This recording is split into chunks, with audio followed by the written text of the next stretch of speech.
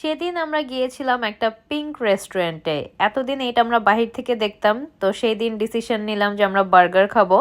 তো আমার দেবর এইটার রিভিউ দিয়েছিল ভালো, তার রিভিউ শুনেই আমরা এই রেস্টুরেন্টটাতে গেলাম বার্গার খাওয়ার জন্য।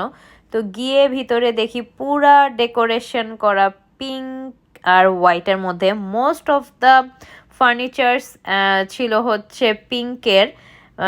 ওরা যে যারা সার্ভ করছিল তারা যে ইউনিফর্ম পরা ছিল সেটাও সম্পূর্ণ পিঙ্ক ছিল।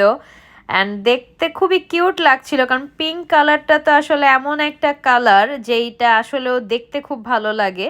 এখানে জাস্ট কয়েকটা চেয়ার, চেয়ার বলে ভুল হবে, টেবিলগুলো আসলে একটু হোয়াইট কালার করা, বাকি সব কিছু পিঙ্ক করা।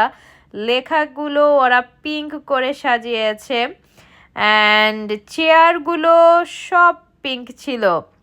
তবে আম, বলবো যে যে থিমটা মাথায় রেখে ওরা এই রেস্টুরেন্টটা গুছিয়েছে খুবই সুন্দর। তো আজমিকে বললাম যে একটা চেয়ার বের করে বসতে, পিঙ্ক চেয়ারে।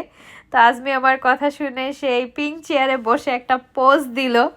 যাই হোক, অ্যান্ড এই পিঙ্ক রেস্টুরেন্টের খাবার আসলে কেমন লেগেছে সেইটা আমি নেক্সট কোনো ভিডিওতে শেয়ার করব।